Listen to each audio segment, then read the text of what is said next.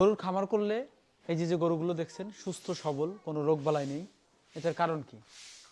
আমি তো সবসময় বলি যে গরুর খামার পরিষ্কার পরিচ্ছন্ন রাখেন, তাহলে আপনার খামারের খরচ কম হবে, লাভ বেশি হবে। এটা কেন বলি?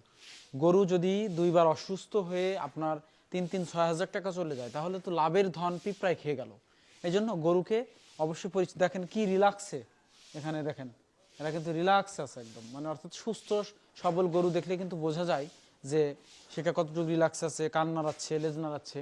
এই যে এখানে একটা জালি দিয়ে দিছি, বাতাস আলো বাতাস থাকতে হবে পর্যাপ্ত। আর সন্ধ্যার পরে এই তাঁবুটা টানিয়ে দেবেন যাতে মশা প্রবেশ না করতে পারে। ভিতরে গোবরের লাঠি দিয়ে একটু ধোয়া দিয়ে দিচ্ছি, ধোয়া দিয়ে আটকায় দিলে 10 মিনিট পরে রেখে গোবরের লাঠি অবশ্যই কী করবেন, নিভিয়ে দেবেন যাতে আবার ঘরে অগ্নিকাণ্ড লাগতে পারে। তাহলে ভিতরে বিনা খরচে মশা তাড়াতে পারবেন। আর অবশ্যই কৃমির ওষুধ নিয়মিত খাবেন, নিয়মিত ডাক্তার দেখাবেন, স্বাস্থ্য পরীক্ষা করাবেন, ভালো পানি খাওয়াবেন, ভালো খাবার খাওয়াবেন, ভালো মানের ফিড খাওয়াবেন। গরু সুস্থ থাকবে, খরচ কম হবে, লাভ বেশি হবে।